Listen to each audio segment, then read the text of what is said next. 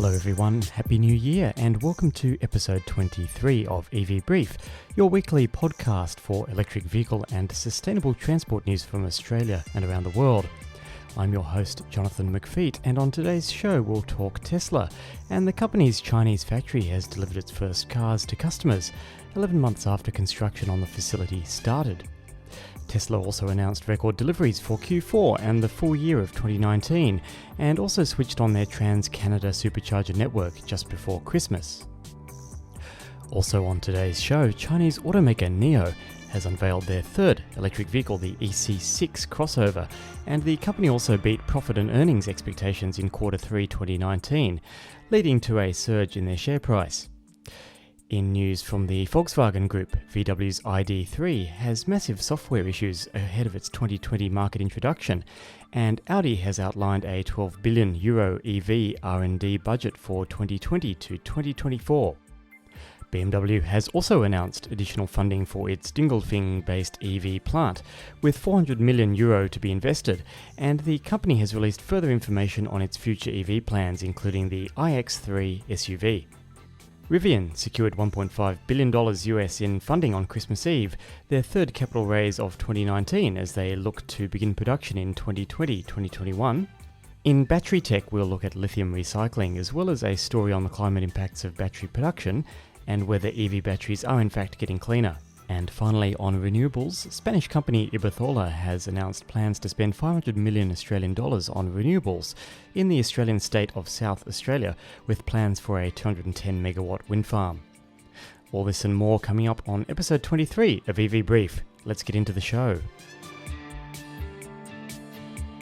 Now, the big news this week is around Tesla's Gigafactory 3 opening in China and the first deliveries of the made-in-China Tesla Model 3s. Remarkably, this facility has commenced deliveries only 357 days after construction on the site began. Tesla China delivered 15 Model 3s to employees just before the new year, and there was even a marriage proposal between two employees involving a Tesla filled with roses. Xinhua news agency reports that the facility can produce 280 cars per day, with Tesla expected to double that capacity by mid-2020. It has a designed maximum capacity of 500,000 units. For perspective, it's important to realize the significance of Tesla's achievement here, especially from a business perspective. This is the first foreign-owned auto manufacturing project in China since the government lifted restrictions on foreign investment in the auto industry. Tesla currently sources around 30% of parts locally for the Gigafactory 3, but it's expected to eventually source close to 70% of parts from China, leading to efficiencies and cost reductions around production.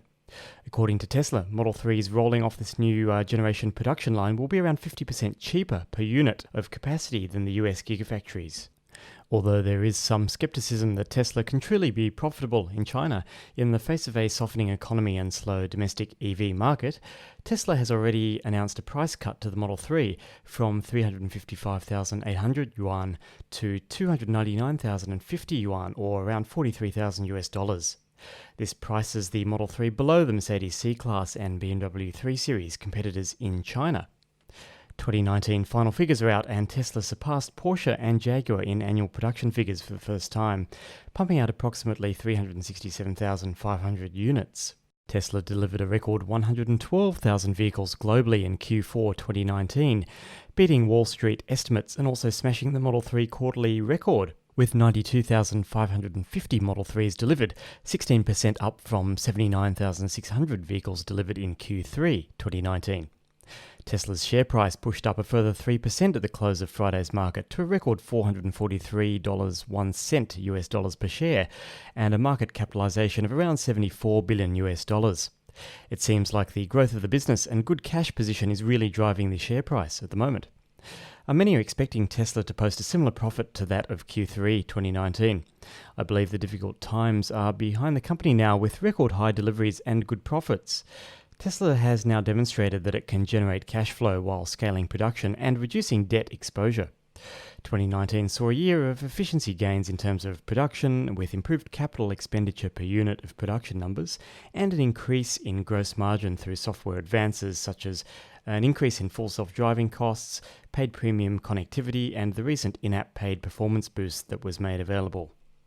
2019 was very capex intensive, with billions invested in Gigafactory 3 with no real benefit to the bottom line.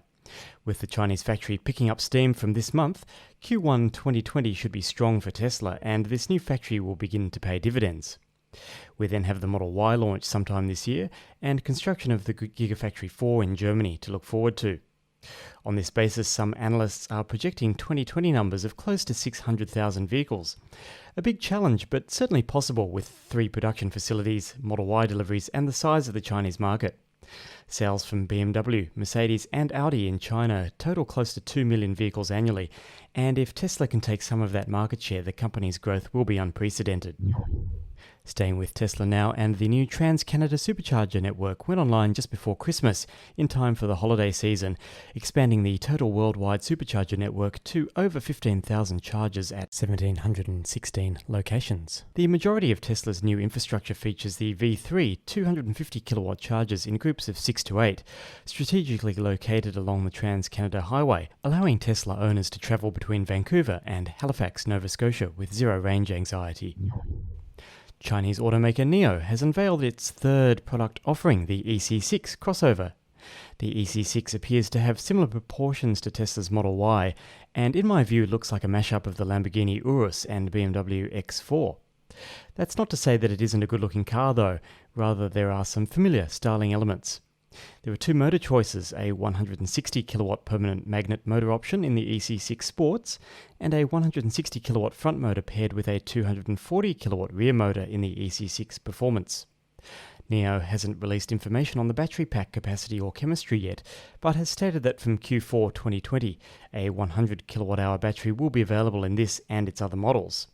Meanwhile, NIO recorded strong revenue and profit numbers on Q3 2019, beating analysts' expectations and causing the stock to rally late in 2019.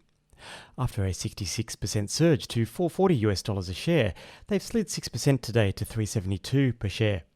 Gross margins and total deliveries also grew in Q3, and expectations that the Chinese economy will get moving again, leading to greater EV sales, should benefit NIO in 2020. Now, I really want the company to succeed, but it's important to note that NIO is still burning through cash and currently can't cover its operating costs. The following is from NIO's Q3 earnings report and paints a difficult picture. Quote, "The company operates with continuous loss and negative equity. The company's cash balance is not adequate to provide the required working capital and liquidity for continuous operation in the next 12 months." End quote. So NIO definitely needs more cash and quickly.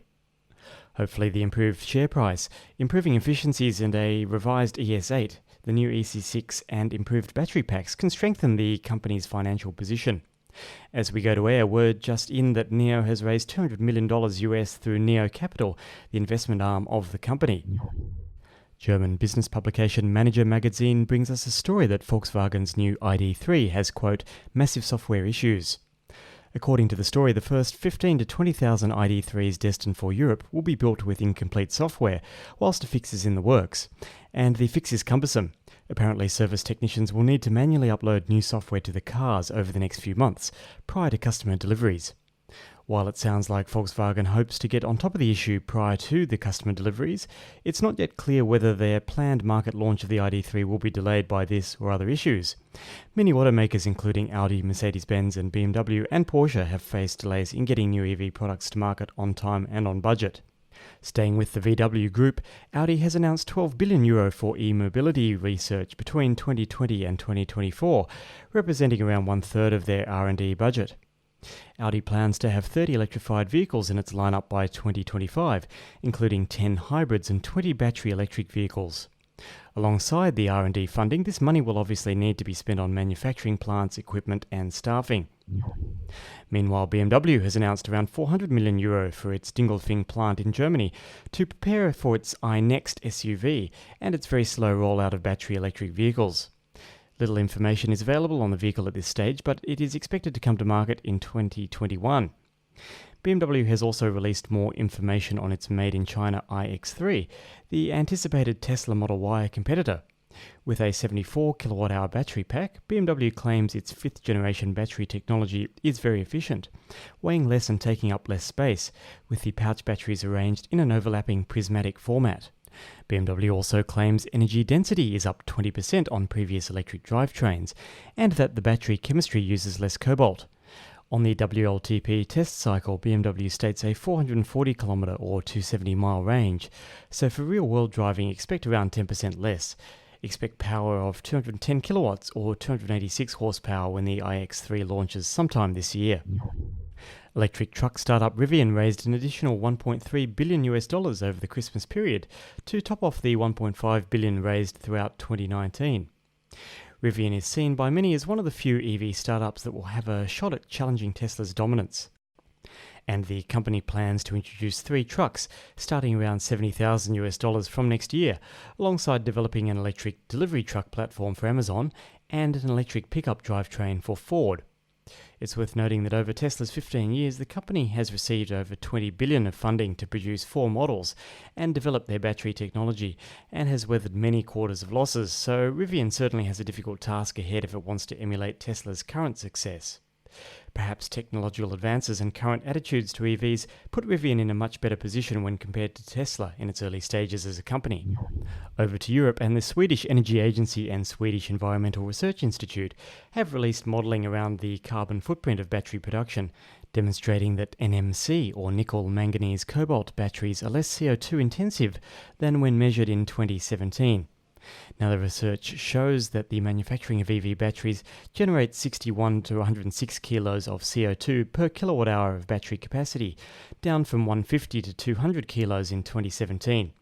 There are a number of reasons for this. Firstly, more accurate data is now available when compared to 2 years ago, and the study states that upcoming changes to EU battery regulations should improve the manufacturing carbon footprint database, at least in Europe.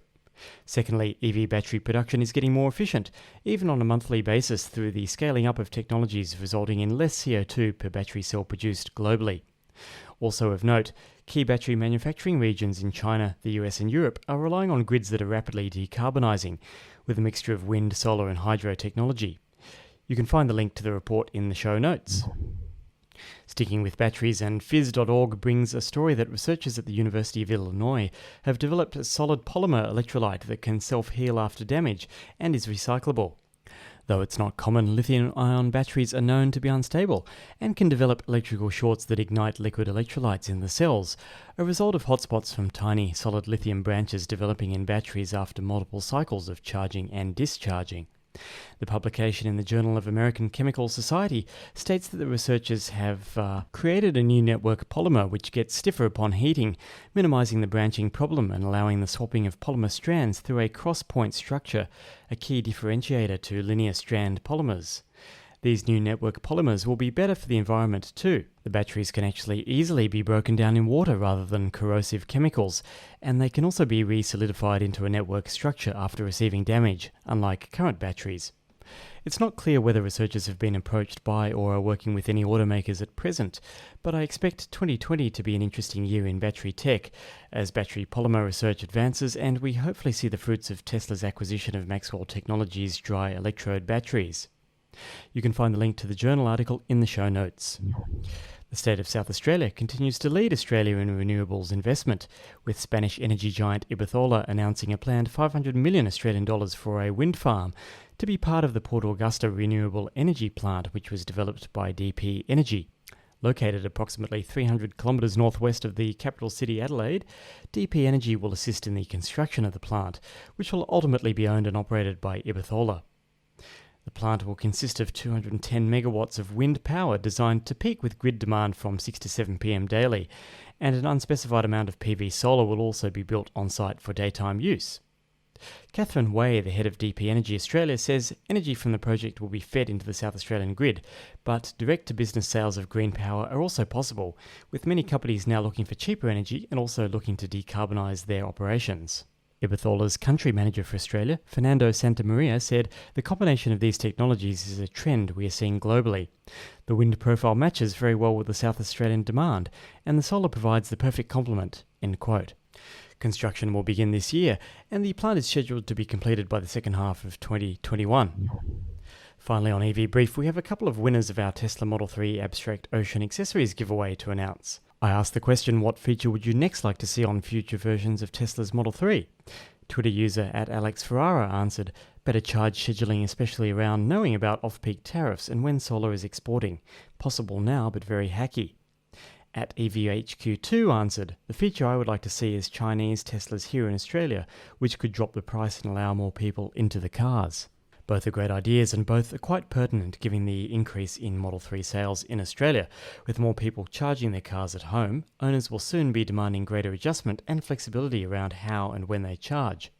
On Made in China Model 3s, it will be very interesting to see if down the track Australia begins to receive cars from China rather than North America. Production and logistics improvements and efficiencies could certainly lead to price reductions for Southeast Asian customers in the future. And that's it for episode 23 of EV Brief. Many of you will be aware of the unprecedented bushfire crisis in Australia currently, and as it stands, over 12 million acres of land have already burnt, with 1,500 homes destroyed and lives lost. Charities, rural fire services and wildlife rescue organisations are desperate for donations and support, and it's great to see the Australian Tesla owners have so far raised over $5,000 for the New South Wales Rural Fire Service. If you'd like to donate to this initiative, the Australian Red Cross or wildlife rescue charities, I'll link to them in the show notes. Make sure you subscribe to always receive the latest episode from EV Brief. The podcast is available on all good networks, including iTunes, Spotify, Stitcher, Pocket Casts and more. Please leave a review to show your support if you enjoyed the show. My name is Jonathan. Thanks so much for listening to EV Brief, and we'll see you next episode.